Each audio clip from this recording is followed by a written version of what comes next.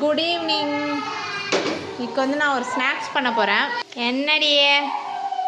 Hi friends, good evening. இன்றைக்கி நான் ஒரு ஸ்நாக்ஸ் பண்ண போகிறேன் ஈவினிங் டைம். ஸோ என்ன பண்ணுறேன்னு வாங்க சொல்கிறேன். அங்கே பாருங்கள் குட்டீஸ் பாய்தா அச்சோ 3 குட்டீஸும் விளையாடிட்டுருக்காங்க.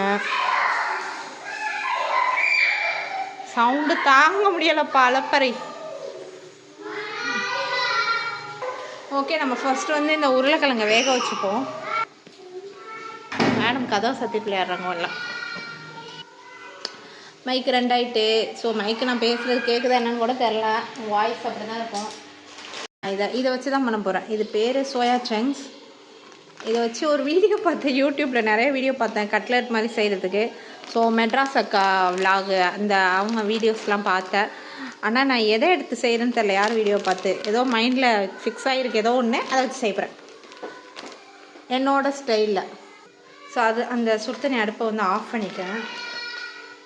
இப்போ வந்து ஒரு குத்து மதிப்பாக போடுவோம். பாதி போட்டிருக்கேன்.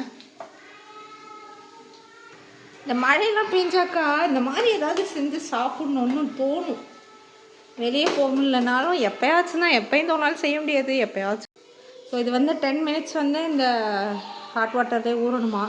அதுக்கப்புறம் அதை எடுத்து நல்லா பிழிஞ்சு மிக்சியில் போட்டு அரைக்கணுமா. டைமை பார்த்து வச்சுக்கணும், அது வேறு. இப்போது இதை கட் பண்ணி எடுத்துக்கலாம்.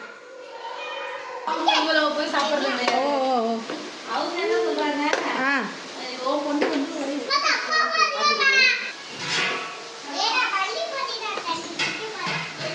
அது மண்ணு கழுவுடணும்னு என் பாட்டு கொடுத்துரு. அதை க்ளீன் பண்ணாமல் வச்சிருக்கேன். இதை புளியில சக்கையாகும்.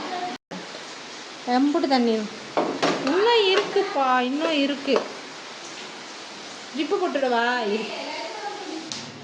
வந்து ரஸ்க்கு அதான் நான் கேட்டேன். என்ன ஒரு பாக்கெட் யாரு கொடுத்தா அப்படின்னா ஃப்ரெண்டு கொடுத்துறது. என்ன சவுண்டுன்னு பார்க்காதீங்க, வீடியோ எடுத்துகிட்டு போய் வீட்டுக்கு கெஸ்ட் வந்துட்டாங்க. Sorry for the disturbance. அப்புறம் இந்த ரஸ்க்கு எல்லாத்தையும் போட்டு எல்லாத்தையும் மிக்ஸ் பண்ணிப்போம். எல்லாம் செஞ்சு உப்பு போடாமல் போயிடப்போகிறேன். நான்லாம் இருந்தால் சரி.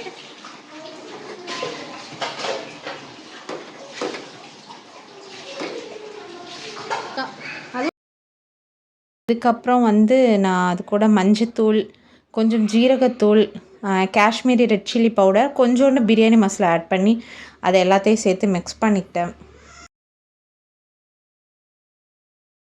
அப்புறம் அதோட வெங்காயம் ஆட் பண்ணிக்கிட்டேன். கட் பண்ணி வச்சுருக்கேன், நல்லா பொடிசாக கட் பண்ணி வச்சுருக்கேன். அது கூட கொஞ்சோண்டு ரவை ஆட் பண்ணியிருக்கேன். ரவை வந்து கிறிஸ்பிக்காக ஆட் பண்ணேன். ஸோ அதோட மல்லி குட்டி குட்டியாக கட் பண்ணி அதை ஆட் பண்ணி மிக்ஸ் பண்ணி வடை மாதிரி தட்டி கட்லெட் ரெடி பண்ணியாச்சு. சீரியஸ்லி சூப்பராக வந்துச்சுங்க, செம்ம டேஸ்ட்டு. ஸோ இந்த சோயா சங்க்ஸ் வந்து எனக்கு எதில் போட்டாலும் பிடிக்காது அந்த டேஸ்ட்டு. ஆனால் இந்த மாதிரி செஞ்சு பாருங்கள், உங்கள் குட்டீஸ்க்கு ரொம்பவுமே பிடிக்கும். அவ்வளோ அம்புட்டு சூப்பராக இருந்துச்சு. ஸோ நீங்களும் வீட்டில் ட்ரை பண்ணி பாருங்கள், எப்படி இருந்துச்சுன்னு கமெண்ட்டில் சொல்லுங்கள். நெக்ஸ்ட் வீடியோவில் பார்ப்போம். ரெடி ஆயாச்சு, நாங்கள் சாப்பிட போகிறோம். நீங்கள் மறக்காமல் சப்ஸ்கிரைப் பட்டனை தட்டிட்டு போங்க.